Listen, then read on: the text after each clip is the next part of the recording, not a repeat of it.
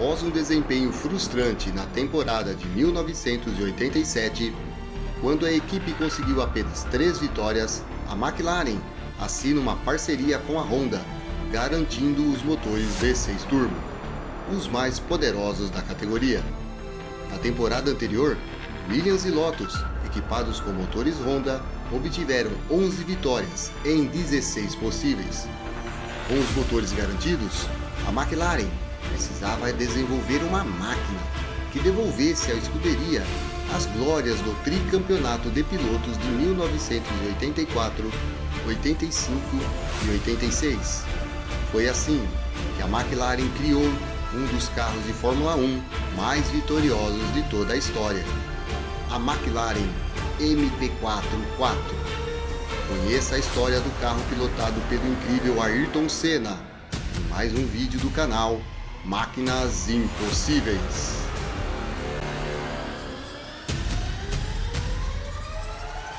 Depois de dominar os campeonatos de pilotos e construtores de 1984 e 1985 e de ainda levar o título de pilotos de 1986 com Alain Prost, a combinação McLaren com motor Porsche ficou para trás. Em 1987, a Williams Honda de Nelson Piquet e Nigel Mansell se sobressaiu e a McLaren conseguiu fechar um contrato com a montadora japonesa para lhe fornecer o melhor motor da Fórmula 1 a partir de 1988 e contratou o brilhante projetista sul-africano Gordon Murray, que havia marcado época na Brabham. Este se juntou ao americano Steve Nichols na concepção do modelo MP4-4. Uma curiosidade é que até hoje, mais de 35 anos depois do projeto, existe uma briga pela autoria do modelo mais vitorioso da Fórmula 1. Murray queria replicar no conceito do MP4-4 o que fizera no Brabham BT55 de 1986, que era um chassi com uma distância muito baixa do solo até o topo do carro. Mas para isso, teria que alterar a inclinação do motor e do câmbio. A tentativa deu errado. É claro que a McLaren, assim como o resto do grid da Fórmula 1, já havia adotado o design baixo de Murray e também começou a reclinar seus pilotos no cockpit. Entretanto, novos regulamentos exigiram que os pés dos pilotos fossem para atrás do eixo dianteiro e forçaram uma redução no tamanho do tanque de combustível, o que fez com que a McLaren se desenvolvesse ainda mais em 1988. Depois de alguns acertos e erros, o projeto idealizado por Murray ficou com Steve Nichols, que usou os parâmetros definidos pelo colega, mas também elementos do MP4-3 de 1987. De qualquer forma, a briga pela autoria do modelo mais vitorioso da Fórmula 1 ainda continua. Em 1988, o consumo de gasolina foi limitado a apenas 150 litros aos carros com motor turbo. Casos de McLaren, Lotus, Ferrari, Arrows, Zaxbyt e Osella, enquanto os carros com motor aspirado podiam levar 215 litros de combustível. Esperava-se que com isso as equipes com motores aspirados pudessem equilibrar as coisas, pois podiam correr sem limitações de consumo. Para recuperar eventuais perdas, a Honda trabalhou em uma mistura especial de combustível com a Shell e exigiu que o combustível fosse pré-aquecido, com seu conteúdo exótico de hidrocarboneto aromático. Essa mistura potente da Shell com a Honda ajudou a fornecer uma ampla faixa de torque, que tornou o novo carro consideravelmente mais fácil de pilotar e ainda ofereceu uma vantagem sobre os carros rivais. Em 1988, os motores turbo foram dominantes, principalmente o MP4-4 da McLaren. O motor Honda, utilizado pela McLaren, também apresentava um eixo baixo e foi emparelhado com uma pequena embreagem que havia sido desenvolvida em 1987 para a Lotus. A embreagem de carbono dava um gerenciamento de calor superior e alta capacidade de torque, que ajudaram a McLaren a lidar com as demandas do motor. O design da caixa de câmbio deu atenção especial ao sistema de óleo, que usava cárter seco para melhorar o controle de temperatura. Nos testes de pré-temporada no Autódromo de Jacarepaguá em 1988, Senna e Prost nem testaram um novo carro, porque o projeto estava muito atrasado, fazendo com que ambos utilizassem o carro da temporada passada, o MP43, mas equipado com um novo motor Honda. O MP44 ficou pronto tardiamente, mas quando Alain Prost testou o carro pela primeira vez em Imola, no fim de março, foi de imediato quase 2 segundos mais veloz do que o MP43 com o mesmo motor.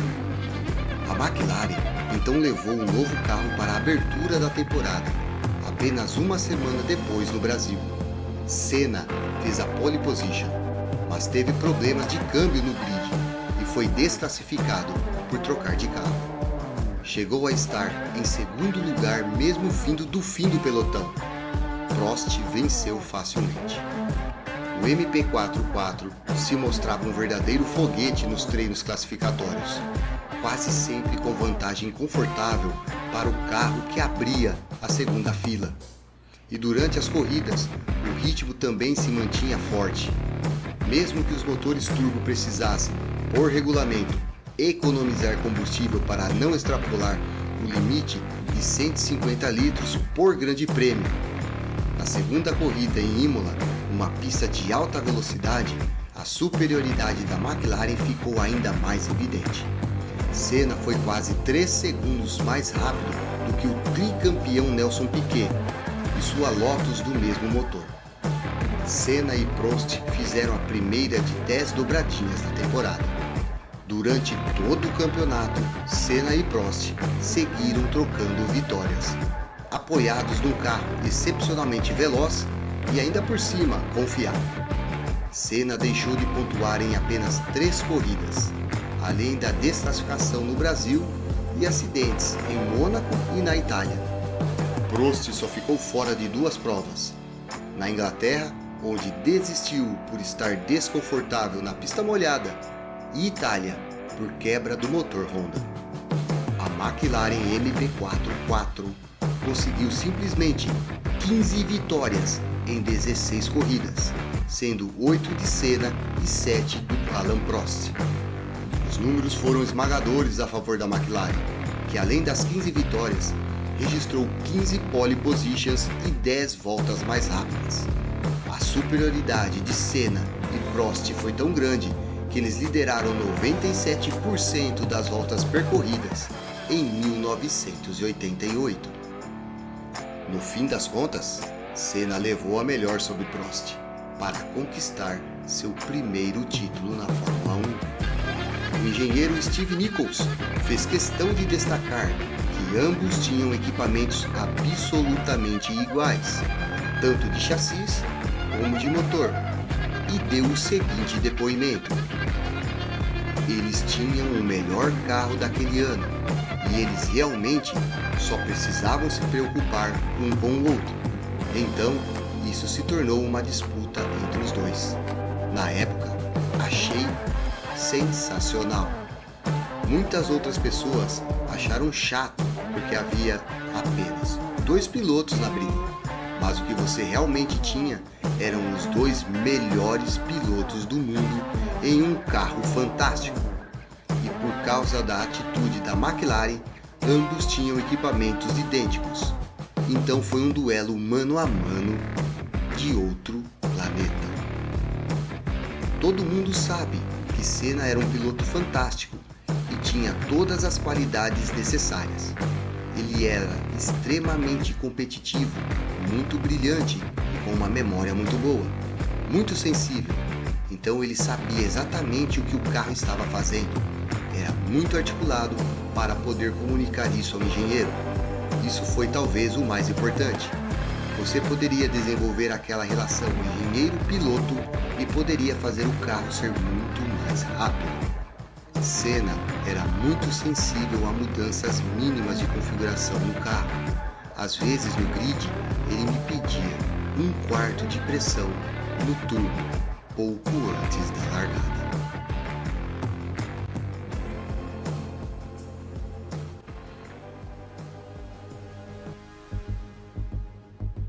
O McLaren MP4-4, uma obra-prima da engenharia automobilística, continua a ser um ícone de velocidade, desempenho e inovação. Este carro de Fórmula 1 não apenas dominou as pistas, mas também conquistou os corações de milhões de apaixonados por automobilismo ao redor do mundo. Ayrton Senna, o gênio por trás do volante, elevou a McLaren MP4-4 a um outro patamar. Sua habilidade inigualável, sua destemida determinação e sua paixão avassaladora pelas corridas fizeram dele um dos maiores pilotos de todos os tempos. Cada vez que Senna acelerava, ele escrevia mais uma página da história do automobilismo. O McLaren MP4-4 e Ayrton Senna representam a busca incessante pela excelência e pela vitória. Eles nos inspiram a nunca desistir de nossos próprios objetivos, não importa quão desafiadores eles possam ser. Ayrton Senna e a McLaren MP4-4 eram uma verdadeira máquina impossível. Muito obrigado por você ter ficado até aqui. Nós continuamos trabalhando para trazer até você história de máquinas impossíveis. Então dê aquela força para o canal. Deixe o seu like, inscreva-se e ative o sininho das notificações. Um forte abraço e até a próxima Máquina Impossível.